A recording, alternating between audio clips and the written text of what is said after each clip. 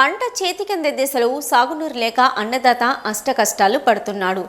సాగునీరు రాకపోవడంతో పాటు భూగర్భ జలాలు అడుగంటిపోవడంతో అన్నదాతకు కష్టాలు తప్పడం లేదు. కళ్ల ముందే 6 కాలం కష్టపడి పండించిన పంట ఎండిపోతుంటే లబోదిబ్బోమంటున్నారు. కొంతమంది నా కర్మ ఇంతేనా అని పంటలను వదులుకుంటే మరికొంతమంది రైతులు మాత్రం పంటను కాపాడుకునేందుకు తపన పడుతున్నారు.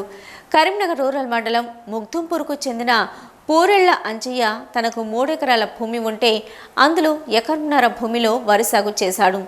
అయితే ఇప్పుడు పంట చేతికందే దశలో సాగునీరు రాక ఎండిపోతుంటే ఇదిగో ఇలా ట్యాంకర్లతో నీటిని కొనుగోలు చేసి పంటను కాపాడుకునేందుకు అరిగోసపడుతున్నాడు.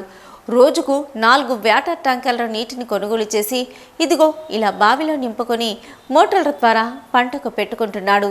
ఇప్పటికైనా కాంగ్రెస్ పాలకులు సాగునీటిని విడుదల చేయాలని రైతు అంజయ్య కోరుతున్నాడు. 3 ఎకరాల భూమిలో ఎకరన్నర పొలం పెట్టుకున్నా.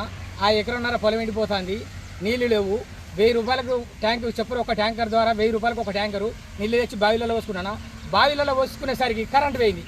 గతం ఈ 10 సంవత్సరాల నుంచి అరకొర కష్టం అనేది ఏది లేకుండా మంచిగా బతికినాం. ఇప్పుడు ఏదైతే ఈ 6 నెలల బట్టి మొత్తం వాటర్ అడగంటిపోయినాయి, కరెంటులు ఉండలేవు, నీళ్లు అనవరవసంగా అవుతున్నాయి. దేశానికే వెన్నెముక రైతు అంటారు. మరి రైతే ఈ పరిస్థితులను అడిగిపోయినాక, మరి రైతే పండిన పంట ఎండిపోయినాక మరి రాజకీయ నాయకులు ఏం చేస్తారు? ఈ కెనాల్ నీళ్ళు ఇడవడం లేదు, కరెంట్ ఉండడం లేదు. ఏంది ఈ పరిస్థితి? మరి లిఫ్ట్ ఇరిగేషన్ అంటారు, అవి అంటారు, ఇవి అంటారు. రాజకీయ నాయకులు వాళ్ళ లొల్లిలకే సరిపోతుంది, కానీ రైతును పట్టించుకునే రాజకీయ నాయకుడు లేడు.